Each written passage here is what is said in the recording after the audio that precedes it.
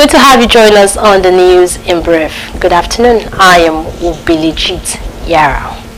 The Rstv Deputy Governor, Professor Ngozi says the Fubara-led administration is willing and ready to deploy huge human and material resources to improve access to primary health care services for the Rivers people.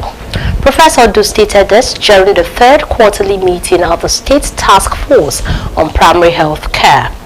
The Deputy Governor reiterated that immunization and primary health care are critical for achieving the Sustainable Development Goals, especially SDG 3, which aims to promote healthy lives and encourage well-being for all. The Deputy Governor, who is the chairman of the State Task Force on Primary Health Care, said the collective goal of the task force is to improve the health and well-being of all residents in the state, irrespective of their status, through enhanced immunization and primary health care services. She congratulated them on the success of the second round of the National Immunization Days campaign launched in Upobo recently and implored them to continue to support the Governor Fubara-led administration by putting in their best to keep Rivers people healthy. Also speaking, the State Commissioner for Health, Dr. Adeze Ore, said the task force tried to chart a strategic approach towards addressing the challenges of delivering quality primary health care services to citizens of the state by closing the gaps and improving the system. Organized labor in Rivers State have applauded the state governor Simeon Fubara for his magnanimity in approving the sum of 100,000 naira as Christmas bonus for state's civil servants on the state payroll. And the Joint States Member NLC Chairperson Comrade Alex Agwanwo, TUC State Chairperson Ikechukwu Onyefuri, and Comrade Chukwu Emichita, State Chairperson JNC, called on all civil servants in Rivers State to strongly support Governor Fubara's administration, who has broken the record set by the former governor, Dr. Peter Odili, that gave the sum of 20,000 naira Christmas bonus to civil servants during his tenure, stressing that no other administration has given Christmas bonus after Dr. Peter Odili until now. They called on workers in Rivers State to continue praying for peace in the state this time of political crisis, adding that with this kind gesture, the governor has further proven as a workers' governor. The statement wants all political distractors to desist from distracting the governor, as any further attack on him will be treated as attack on Rivers workers, and reiterated the unalloyed support of workers to the governor Simeon Fubara-led administration. It further urged the good people of Rivers State to be security conscious during this Yuletide and pray for God's favor and prosperity upon Rivers people. The House of Representatives has set up a committee to look into discrepancies in the remittances of the Joint Admissions and Matriculation Board into the coffers of the federal government.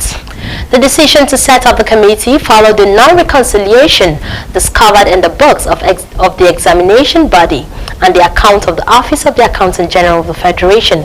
Appearing before the House Committee on Basic Education and Examination Bodies, JAMB Registrar Professor Ishak Oloyede said the examination body started remitting revenue to the Consolidated Revenue Fund less than a year after he assumed office. According to reports in 2017, JAMB remitted a sum of 7.8 billion naira and followed it up with 5.2 billion naira, 3.68 billion naira, 3.82 billion naira, 3.5 billion naira and 3.1 billion naira in 2018, 2019, 2020, 2021 and 2022.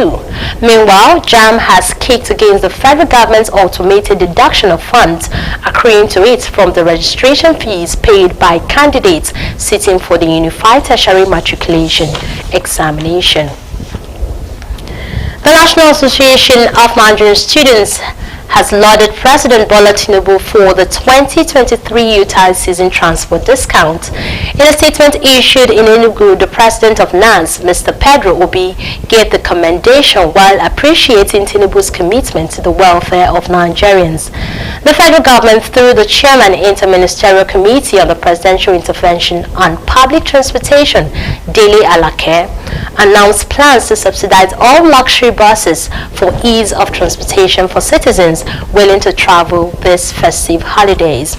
Obi said that the decision demonstrated Tinubu's commitment to the welfare of Nigerians and showcased a proactive step towards alleviating the burdens being faced by travelers. On the foreign scene, reports reaching our news desk has it that the Italian government would take in 1,500 refugees and asylum seekers from Libya over the next 3 years, following an agreement with the UN's refugee agency.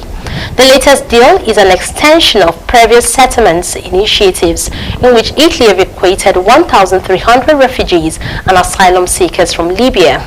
Among those who have already been resettled in the previous programs include refugees and asylum seekers who had moved to Libya from other African countries. Reports say the UNHCR said it welcomed the evacuation deal as it provided a critical lifeline for refugees and asylum seekers facing heightened protection risks. The agency added that it would work with partners to select individuals with the most critical protection needs for the evacuation. It also urged other countries to emulate Italy in opening humanitarian corridors, easing pressure on host countries. And that's it on the news in brief. Join us again at 3 p.m. for more news. I am Ubilejit Yara. Good afternoon.